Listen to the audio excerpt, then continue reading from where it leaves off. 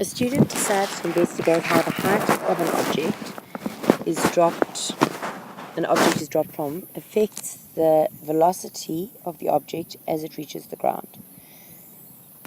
He released a lead weight from set heights and used video analysis to measure the velocity of the lead weight as it reached the ground. So we've got the height of the drop each time, and it's in centimeters. And so you've got those over there. And then you've been given the impact velocity, and it's in meters per second. Identify the dependent variable. In other words, what am I measuring? This would have been his independent variable because that's what he decided to change. The dependent variable is the impact velocity. Calculate the impact velocity squared for each height and record it. So literally all you had to do was punch into your calculator. 2 squared is 4, 2.7 squared is 7.3, 3.4 squared is 11.6, etc. Complete the units in the column for the heading V squared. So if V was meters per second, all I need to do is take that and square it, which means it becomes meters squared per second squared. On the graph paper provided on the answer sheet, plot a graph of V squared against height. It's always Y versus X. So it's V squared, don't forget the units, meters squared per second squared, and then height in meters.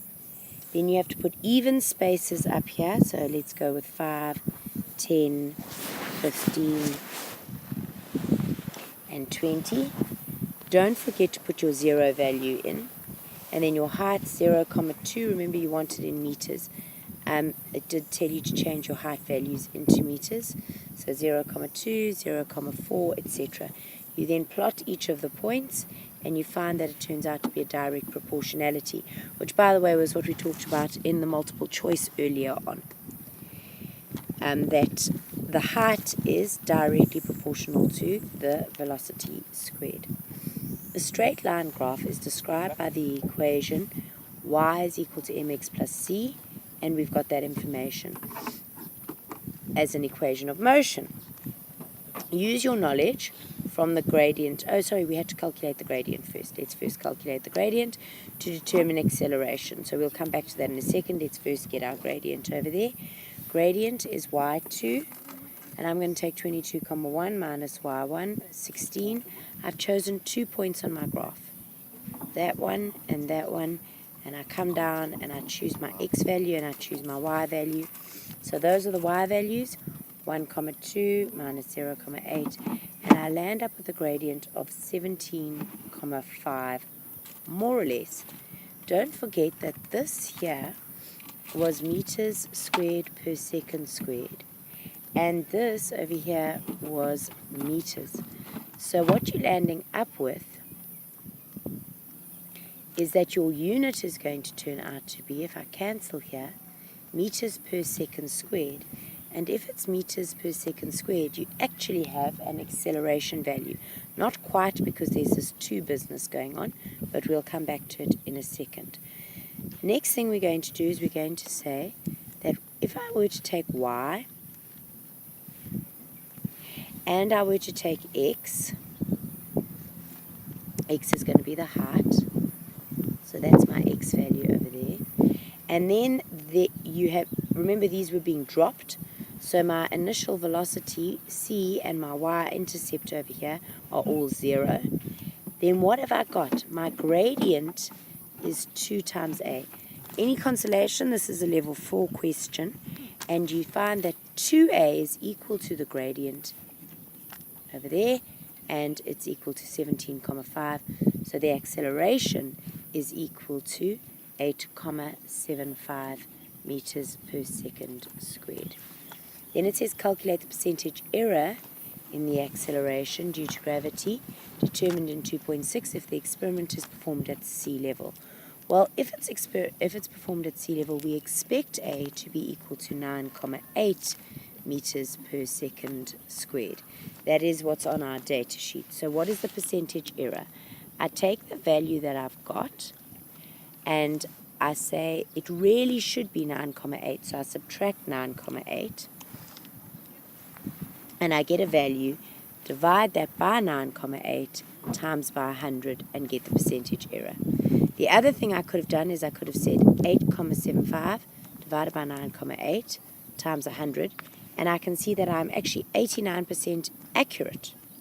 So if I'm 89% accurate, it means that I have an error of 11%. So my error is then 11% error, subtracted from 100. What we've got here is a graph of position, so it's displacement time graph, and therefore you need to look very carefully at what that means. We have got a guy who stays in one place at 4 meters until he reaches, and then what does he do? He starts moving with a constant. What is the gradient of a displacement time graph? Velocity is the gradient. So he starts going backwards from where he was, and then he goes in the opposite direction with a different velocity. Another guy starts off moving from -5. How far apart are they to start? To start, they are 9 meters apart. Then this guy stands still for a while, and then he continues to move.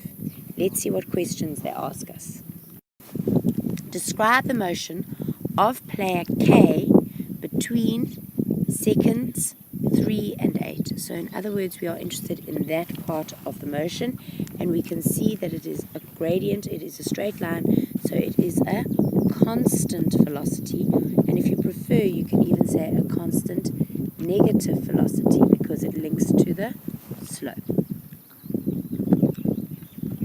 Determine the total displacement of soccer player L from the start up until this point over here is 10 seconds. So at the beginning L was at -5, and at the end he was at 4. So what is his total displacement? He has moved from -5 to 4, and therefore he has changed position by 9 units. Or in this case it's 9 meters. Define velocity. Velocity is defined as the rate of change of displacement. You've got to know your definitions. And then determine the velocity of player K between 8 and 11 seconds. Between 8 and 11 seconds. Oh, sorry, K, not... player K over there. So not that one. The one that I've just highlighted. And velocity is the gradient. So gradient is equal to y2 minus y1. I'm going to go with 1 minus -3. y2 minus y1. And x2 minus x1, which is going to be 11 minus 8. And I land up with 1,33 meters per second. And at time 3 seconds, what is the distance between player K and L? Well, K is at 4, L is at -2, so the distance between them is 6 meters.